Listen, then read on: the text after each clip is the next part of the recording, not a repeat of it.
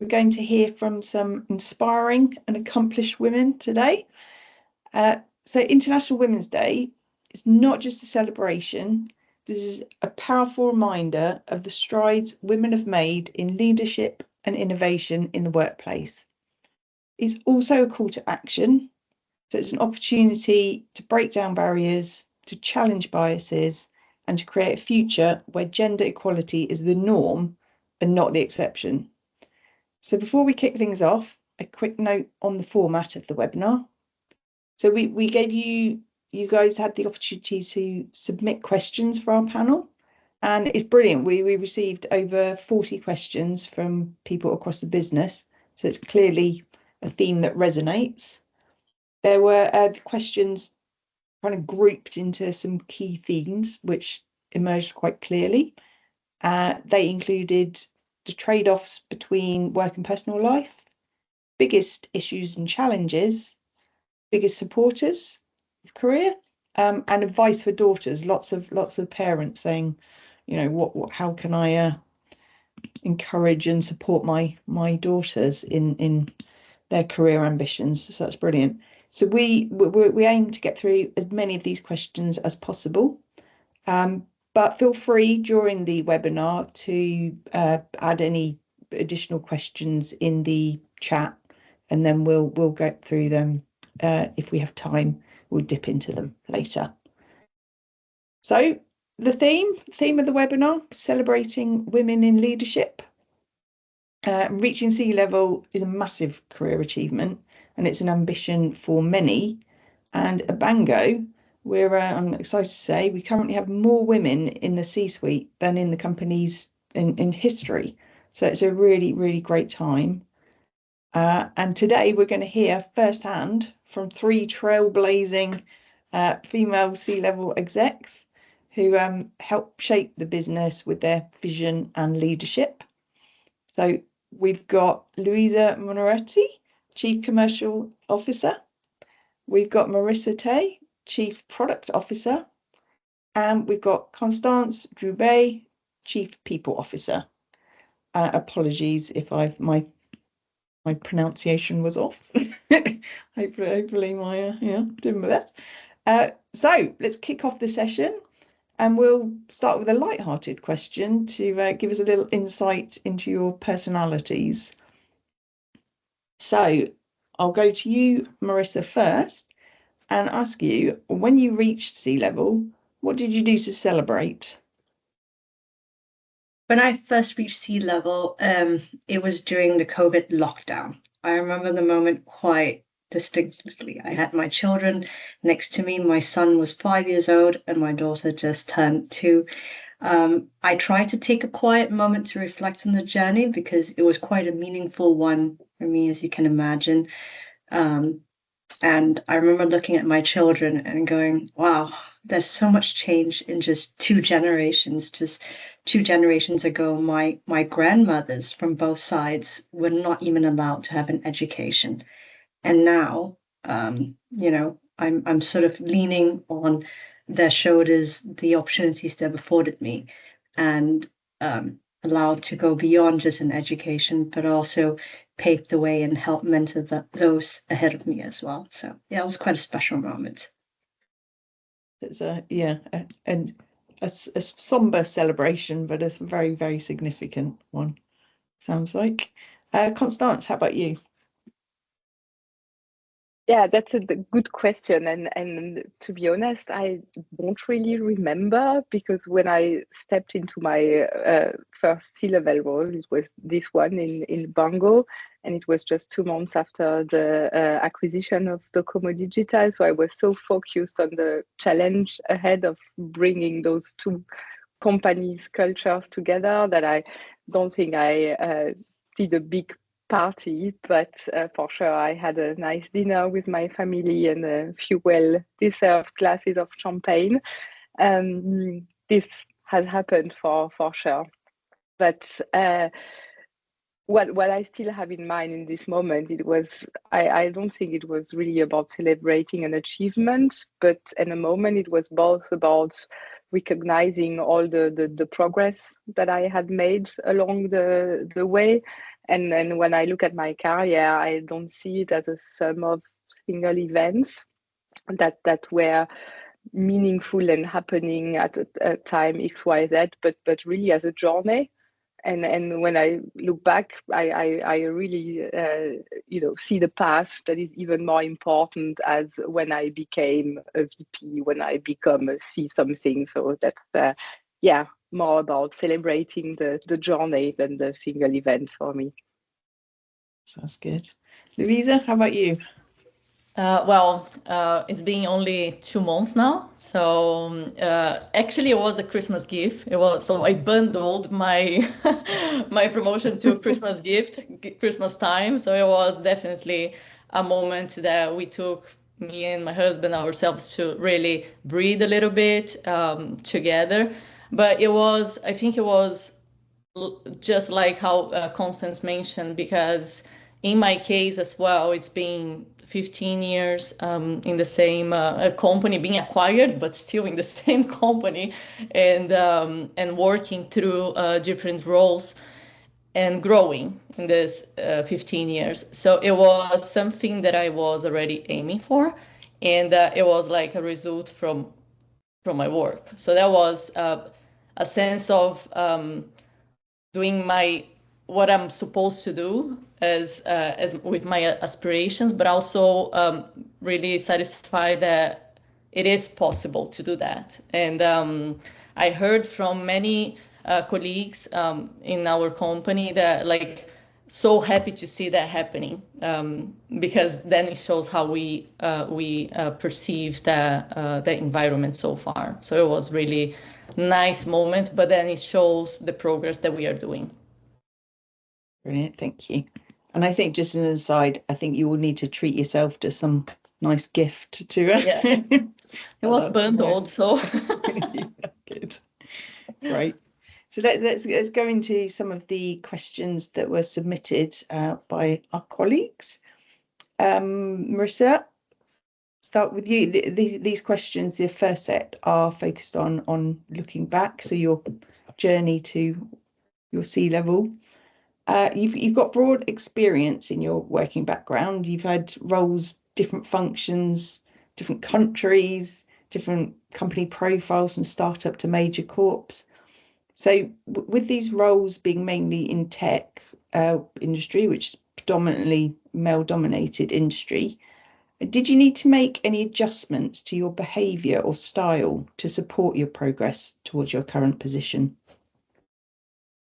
So I think if I can take a little bit of a step back and think about my journey in general, I think when I first came to the UK, I traveled out of the country for the first time. It was the first time I held my passport for myself, and I left Malaysia with a pink rice cooker and a suitcase. I don't know. The pink rice cooker was a gift from my mom, so that no one would steal my rice cooker. It was sort of, I suppose, in the midst of all the other Asian kids that were there, they'll probably bring their rice cooker as well.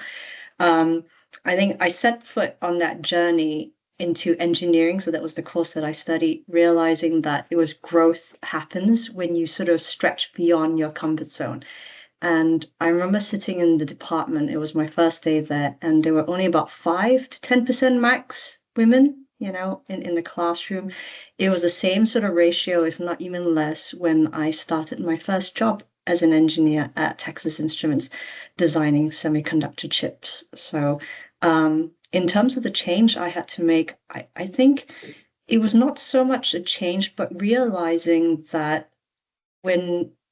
about the way how I work with men in the field there, it was learning not to take things personally, but men speak quite factually about things. Perhaps it was an engineering way of speaking as well.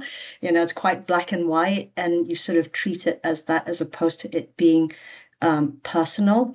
But what I really enjoyed about that journey was that we both men and women in the organization, were sharing the same ticket. We were basically designing high-speed communication architecture for how technology would be using that in cloud computing in the early 2000s. So it was our common language, it was also learning, and we were both inspired about how we were going to define the future applications of things, the art of the possible. And that was the common language that we both had, right, from both parts. In the same vein, I think it's that sort of curiosity, if you will, that brought me into Europe for the first time, that brought me into engineering, that then also carried me forward into going to the land of skin diagnostics, where I was for the first time working with so many women and not knowing what to do with so many women colleagues around me.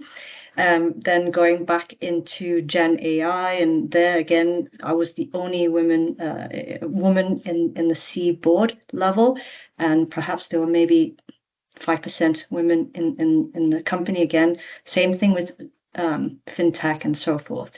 I think the key thing here is working with your counterparts and understanding the power of connecting the dots, and people with a strong vision can speak so much louder than those who are the tallest and having the biggest pair of lungs. I think that was the most important for me. It also helps that I hold a black belt in Taekwondo. Perhaps that helps a little bit. Was C-level always on your agenda? Was that No, always your... no. I was, to be honest, I was very interested since the beginning in terms of founding my own company. So it was not so much about the C-level, but it was more about bringing ideas to life and ideas that had not been realized outside that drove me. And I crossed, let's say, different industries. I crossed different roles because I wanted to learn more and how I could close those gaps. So when I was in Philips, I founded a company that looked into brainwave technology. When I was in PepsiCo, I started my own startup in my nightlife, aggregating social media feeds and linking it up with social commerce as well. So yeah, it was always, I think the common theme is always, my brain was always tinkering in the background and always wanting to found my own company. Yeah. So that's, very, very kind of diverse history and reach. And Constance, I mean, you tick a few boxes in terms of workplace complexities and variables. You for example, you don't work in the corporate HQ. You manage a team remotely. You work part-time while being a full-time parent. So how do you manage these variables with progressing into a C-level role? Well, I think the first thing is that I don't overthink it too much. And this is something that I see sometimes in my environment, that before thinking if it would be possible, people start thinking that it's impossible and put themselves the barrier. So for me, it's really all about prioritization, setting some boundaries, of course, but also a little bit of multitasking, to be honest. I think some people here on this call can relate of me having calls with them while cooking or doing my laundry. That can happen, but also a trust. Trust is really important, and I think when you're able to build a genuine and authentic relationship at work, this is really the most important, because then it doesn't matter if you're face to face in a room or if you're on the phone, or you can really focus on your impact rather than on our hours worked, and that really helped me. So the heart of everything is really being able to build those relationships and having this strong network, both professionally and also personally, that helps you having that impact. Yeah, thank you. And so how have you found, if we could just kind of focus on the parent and career, because there was a lot of questions around managing those two demands. Yeah. How have you found managing in particular part-time as well, with the demands on you as a C-level? Well, I think it's doesn't matter if you're a C-level person or not. We all have our duty, and we all want to make an impact. I manage it quite well because Bango offers me lots of flexibility and is focused on the impact delivered and not presenteeism or delivering long hours if it doesn't deliver anything.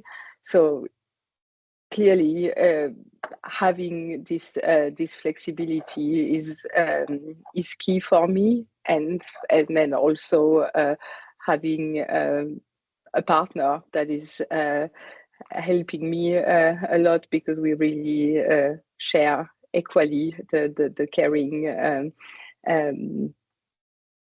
tasks at home. And today I'm in the office, and he is doing the afternoon shift with the kids. So yeah, really some good split, good support, and flexibility.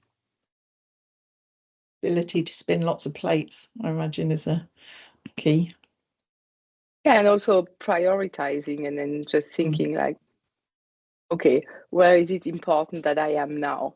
Am I at work mentally? Am I with the kids mentally? A little bit. Sometimes you can do a little bit of both at the same time, at least for the type of roles that I am having. But yeah, it's just come naturally. I think also with the time you learn to adapt and see where you need to be solely focused on work, solely focused on the kids, etc.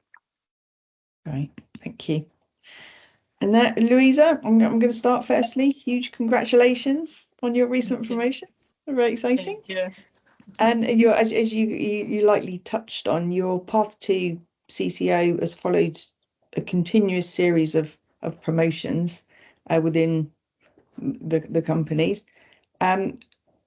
So what would you say were some of the biggest challenges you've faced on that journey that were due perhaps or in part due to your gender?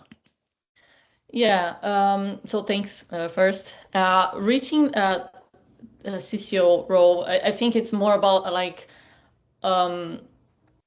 the whole journey. So you face independently where you're going. You need to face. You're facing naturally lots of learning. You have to adapt to different environments and situations the company is facing, and you need to know how to balance that out and be focused on how you're gonna keep growing despite the challenges that you face outside. So for me, in my case, it was a road that was not very easy to navigate, different factors during those 15 years. And but mainly when we talk about gender bias, for example, I think it was most of my the challenges that I faced during the journey, because I think many women in this call will relate when we have some gender bias that is not obvious, is like unconscious, but most of the times when you have like it's hidden in small assumptions, when you're being spoken over in meetings, or having ideas overlooked until echoed by a male colleague, or even being expected to adopt a style that is not your own style. So those were historical misconceptions that I had to go through those 15 years that thanks God we have a situation now that is, we have a lot of much more awareness of our space and how we should be perceived, and no more than our merit to be here. And that was I think, if you collect all the historical from my journey, I feel that it was much more gender bias that didn't allow me to grow faster than I wanted. We can say, yeah, under 40 years old, you're in this position. English is not my first language. came from Brazil, woman, but it's still,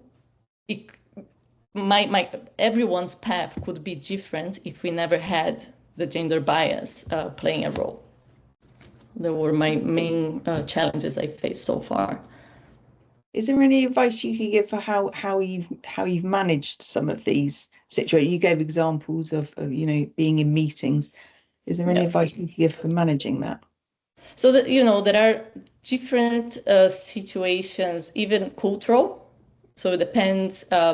Different countries, they treat differently.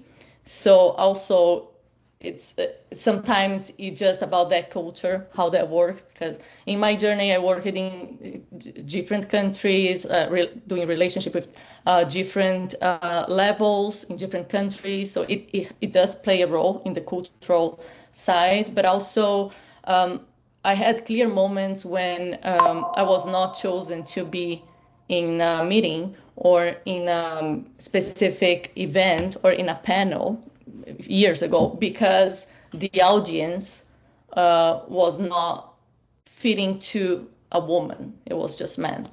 So it was like, as it was natural, it shouldn't be that way. Or you're forced to be there because it's just to represent one woman representing that place. So I think we are still in that phase that although we feel a lot of progress happen, we are still being forced to create situations to make sure that we are included. And in the past, they were creating situations to not having us included on that. And I have since 10 years ago, I'm speaking to panels, presenting, and I faced those challenges where I was not the one chosen because I was a woman. I couldn't go to a meeting because it was only men. And, oh no, we need to have a man-to-man conversation. So there is no such a man-to-man conversation when it's about business. You need to have the right arguments to be able to make your point. So that was, for me, the most for me it's absurd to see that, but it is where we were until now. So yeah, it's not easy path, but I think that we are in a more favorable situation to us now. Yeah. I mean, another key area of questions that people were keen to hear from you about is changes you'd like to see going forward, because as you're saying that there's been great progress up until now, but there's still a long way to go and a lot more that would like to see, particularly to make the path less bumpy for women following in your footsteps. So it'd be nice to hear from each of you about changes you'd like to see going forward. So if I can ask each of you, if we say in the next 5 years, what changes for women in leadership or reaching leadership would you like to see in the next 5 years? If we go, Marisa, start with you on that one.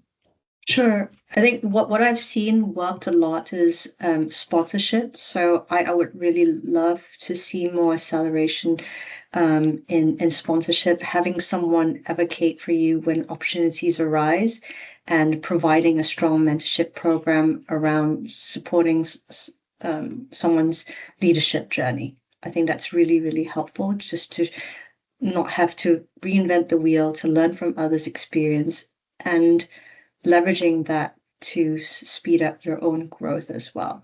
I think the second thing that I would love to also see is also representation that reflects real diversity, right? So I think true diversity improves decision making because you're able to get viewpoints from all sides and innovation. And I'm really glad that we have that here in Bango. I'll definitely love to see that continuing to grow, having diversity in terms of race, nationality, life experiences. I think they're all key, and they contribute into great leadership. Yeah, and how do you think we could encourage more women into these male-dominated industries and more diversity generally, as you're saying? I think it's having opportunity for more inclusivity. So I think Bango is great at that in terms of including a lot of representations from multifunctions, from regardless of whether they're male or female, but looking at just pure merit and what you can bring to the table.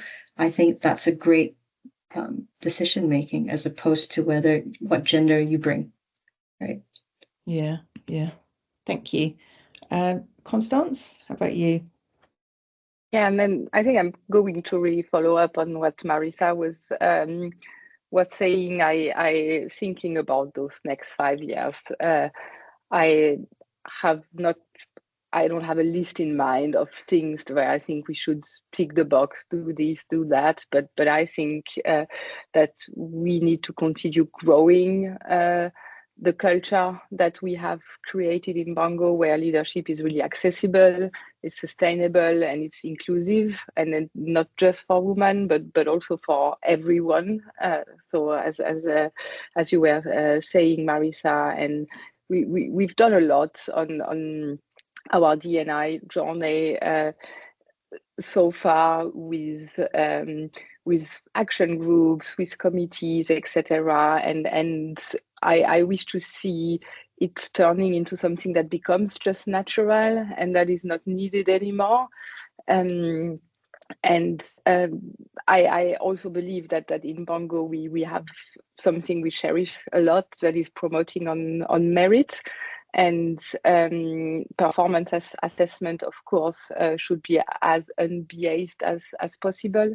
So I think this is key for us to keep in mind, that all the work that has been done by our various action groups has been remarkable. We've got lots of tools from the various groups we can use to help us promoting further on merit and being open for everyone to develop in the most inclusive way. Yeah, and are there any, perhaps a particular policy or process that you think we could be implemented globally across Bango to really support? You just said my most beloved word, policy. So I hate being the police, but we are reviewing our policies really on a permanent basis in Bango. So that's not some. We don't have a book with our policies stored somewhere, and we open it every 5 years to see if it's still up to date. So it's really monitored on permanent basis. We also look at external trends, go to webinar, watch what best practice, what types of best practices there are around us. And we just always make sure we are compliant on international level and also country-wise. But all in all, I'm really not a fan of policies, because it just creates more barriers than open doors from my point of view. So for me, the best policies really are simple guiding principles, and you can ideally write them on a post-it, and then you don't start doing something very complicated. So I don't believe policy really move the needle as much as all of us as a community of Bango employee always questioning our bias, our unconscious bias, and also our behaviors while being at work, being an employee, but also being at home or being with our friends. So I think like this self-awareness exercise that we could all do with ourselves, that moves the needle more than policies. But of course, we are staying compliant and up to date with everything. Yeah, I think that's the goal, isn't it? Where it's a cultural norm rather than a enforced situation. Exactly. Because then it doesn't, it's like you plant a seed and then it doesn't grow we want the plants to grow, and I really see that it has grown a lot in the last 2.5 years. That needs to continue, and put it in a cage wouldn't probably help a lot. Great, thank you. And Luisa, how about you? The changes you'd like to see going forwards to support women in leadership? So I think, speaking about Bango, I think Constance and Marisa gave it all, because I feel that we are in a much better place than other industries as well. And but when I talk about, like, in general, there is still a huge path to go. We are far, as women, we are really far from where we should be. There are countries where they are not just they are simply choosing to not hire you because you're pregnant, or because you have a small baby, or because you're planning to get pregnant. As sometimes we don't experience that because we are far ahead on those cases, but we have examples where they ask, are you planning to get pregnant? This is absurd, but we still have that worldwide happening. It happens in Brazil. It happens in a bunch of different countries that I heard, and I personally had experiences like that in my family. So it's sad to see that still happening, and it's happening last year. It's happening this year. So I really expect that in 5 years' time, we don't have this type of a situation, that people are just looked equally, independently their gender, and so far we saw some progress in many countries, but still there are even countries that woman is not even allowed to work, or to have your own opinion, or to vote, or so those are like small conquers that we are still far ahead from that. So it's not only us as Bango raising awareness as that, but us when we are in our individual lives, when we are in our community outside work, that we work in this cause. It's just not about workplace; it's everywhere. Yeah, I read something incredible, like in developed countries, or in the West, we're 20 years away from gender equality, and in the rest of the world it's 40 years, which is it's really far. It's still a lot of progress, but if we look back, we still don't have the same rights, actually. Yeah, come a long way, but a lot further to go. Yeah.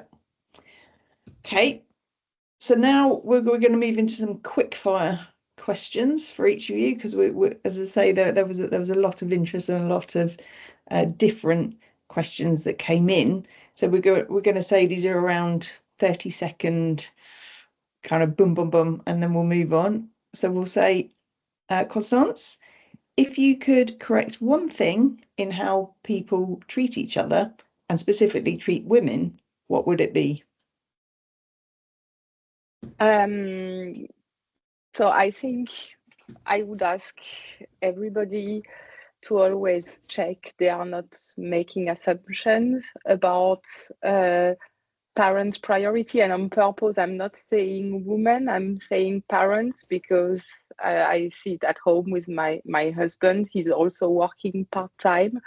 And it's when he says, like, oh, sorry, I need to go home because I need to pick up the kids at school, even it's seen as even stranger for him. So his position is sometimes even more difficult for him, being a part-time dad than me being a part-time mother. So don't make assumption, especially in the workplace, like, oh, she cannot have this promotion because she has young kids, or he wouldn't be interested in a high pressure role because he has so much going on at home already, or she probably prefers stability over risk, so that role is not for her.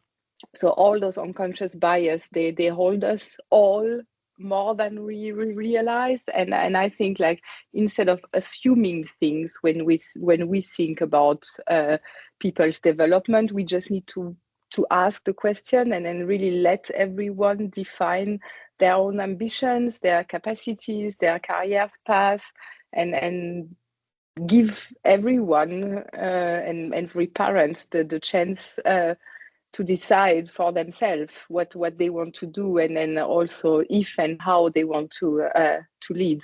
So yeah, that's important to me. Yeah, thank you.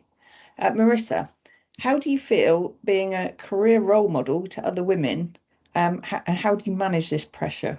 How do you feel about it? I think for me, being a role model isn't just about title or achievements, but it's about honoring those who have paved the way before me, and also leading by example. So I'll tell my daughter, you need to learn to question the norms. For you to challenge the status quo, you need to question why the status quo exists in the first place. I tell that to both my children. So continue to ask, continue to feel comfortable asking, and if it's not right, to represent yourself, right? I think my daughter's taking that to the next level and has even told my son when it's time to do his homework, when it's time to load up the washing machine and stuff. So she's definitely leading in the household. She's wearing the pants in the household now. Yeah. What we like to hear. Luisa, what is the best thing that Bango does in terms of equality in the workplace? I think we already touched that, but just reinforcing, I think we do really see merit over anything else. I'm the example for that, Constance. We had multiple individuals growing their career at Bango. So I feel that like we are in the right path. Not only that, we are providing access to leadership trainings, not only for women, but that's for anyone. So, and that's important because we are valuing individuals independently of their gender to grow, and giving the same tools. So. Yeah, thank you. Constance, But what also is... if I just may jump in quickly, Luisa, on what you were saying, because I know internally there is lots of debates around the words equality, equity, etc., etc. And I think it's a bit of a dream to think that equality is something possible, even if it's in the French constitution, liberté, égalité, fraternité. Yeah, it's like a big dream. The question I'm asking myself, setting up some people processes or taking decisions related to our people, is what is fair. And sometimes people deserve a little bit more of a lift here and there, etc. So keeping everybody equal, I don't think is what is going to help us so much on our journey being really even better than now.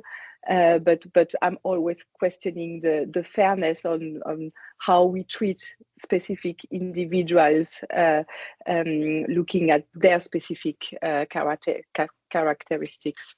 So, yeah, the definite theme, isn't it? Is focus on the individual, not the group. Okay. So we'll go back. Well, Constance, what one piece of advice would you give someone who's struggling to progress up the corporate ladder?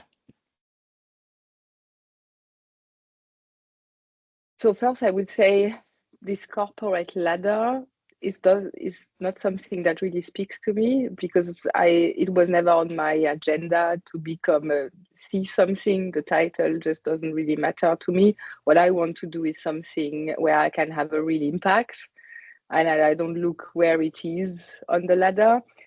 If as an individual, if you feel you're kind of blocked and your job isn't fun anymore, you don't develop, you don't learn, you have no passion in what you're doing, then it's a time maybe to have a stay or go conversation with your manager, and just be open and honest about, like, look, I'm not learning anything, I feel stuck, are there for me further options to develop? And it doesn't mean moving the corporate ladder, it can be other projects or whatever, but have that conversation. Don't stay with your frustration of this progression.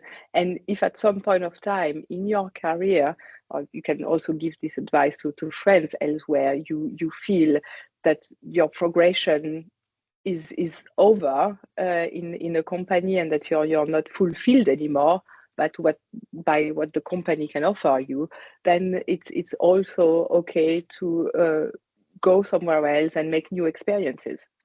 Be proactive, yeah. Yeah. Marisa, we often hear about the disadvantages of being a woman. When have you found that being a woman has been an advantage to you in the workplace? I think as a woman, we tend to be more empathetic. We seem to be more in tune with our environment. So we have a good gauge when and reading between the lines before things are said. I think that has helped me in several situations, understanding when a partnership is about to go sour before it goes sour, highlighting high risk employees as an example before they actually turn into a high risk. And being able to insert myself and insert the relevant team members before situation plays out, right? So I think that has most certainly helped. I think the other thing is also that in general, I think women are more collaborative. I think it's more about working together and collaboration. And I think we see that as coming more and more important because the world is made up of different views. Products are becoming more complicated. Companies are becoming more complicated. Contracts are becoming more complicated. For you to be able to succeed in any of this complexity, you need to be able to cover all fronts, and you can't do that by yourself. You need to do that as a team. You need to do that by dividing and conquering. So I think I've learned that and seen firsthand the importance of collaboration. Yeah, thank you. And then Luisa, last to the quick fire. What has been the worst advice you were given when you went into a leadership role? For me, it was really at the beginning when I started managing a big team. It was someone telling me that I should always I think in English is right, tone it down, and I'll be less direct, and I should look. It was funny because they said you should just look like a woman talking, because you're gonna deal with individuals. They need to understand where to go. I say it's not about being a woman or not, but you're expecting that I should it should be limited to a certain type of behavior because I am a woman. So that for me, it didn't fit well. It doesn't make sense so far, never made sense. So I think you should just be authentic to who you are, and lead your team the best way that you feel that is the best. It's your style. It doesn't matter if you're a woman's style or man's style. So for me, that was the worst. Never apply that. I think not following it has worked out very well for you. So. Yeah. So we're now going to give you each the opportunity to ask one another a question. So Constance, is there a question that you would like to ask either Marisa or Luisa on this topic?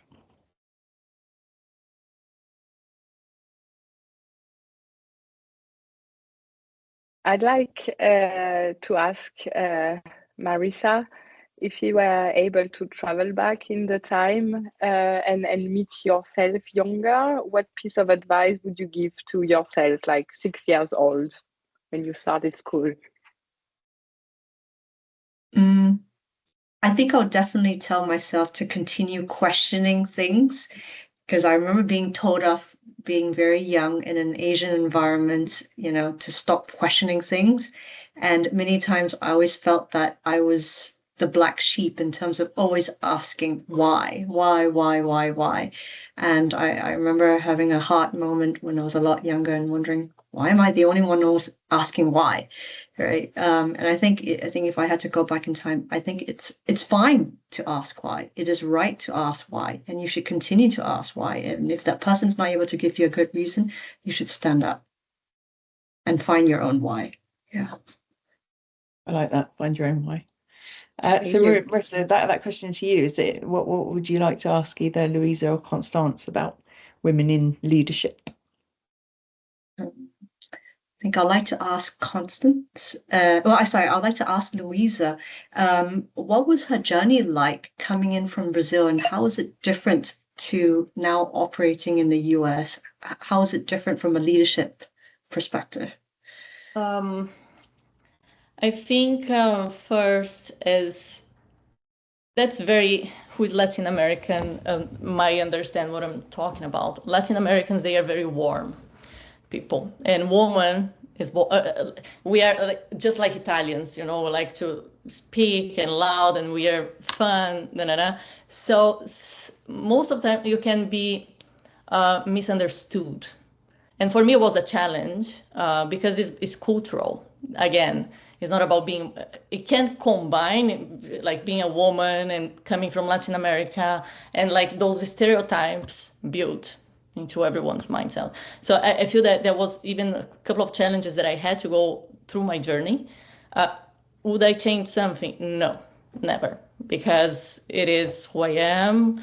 It's my culture. I'm a woman, and that's all fine. You just keep building and make your point. But you can be easily misunderstood by something just because of who you are. So I wouldn't change anything, but definitely there was my when I saw the different realities, that how people behave and how you are understood. For me, it was not when I moved to United States, but when I started to deal with international negotiations and different countries, you can be misunderstood most of the times. So definitely. Thank you. And how about you? The same question to you, Luisa. I would ask Constance, if you look back, would you have changed anything on your path to your leadership role? I think you can always change things. But in the end, I'm where I am now, and I more like look toward the future than the past.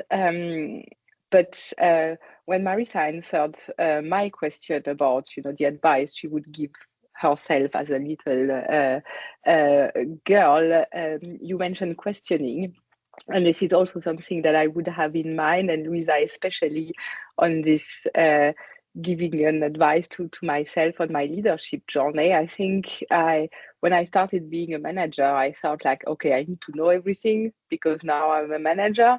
And then it always got worse, that, okay, well, now I really need to know everything because I'm a leader and now I'm an exec. So if there is someone that needs to know everything, then it's me.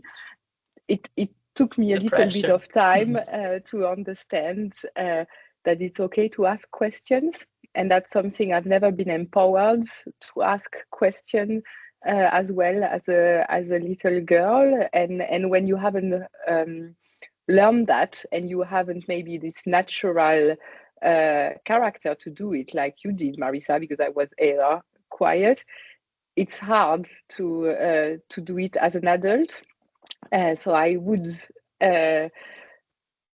tell myself like, yeah, it's okay if you don't know everything. It's okay if you ask a question, even though you're a leader or a manager. Yeah, brilliant. Thank you all. So we're coming very close to the end. So we're going to have one final question for each of you, which is, what would be the one message or takeaway that you would like to give to women aspiring to a leadership role? So we go, Constance, if you want to answer that first. I would just say, don't overthink it. And perfect. Yeah. Perfect. Don't overthink your answer. That's perfect. Yeah. Got it. Brilliant. Thank you. It was a gut feeling answer. Don't overthink it. Yeah. Thank you, Marisa.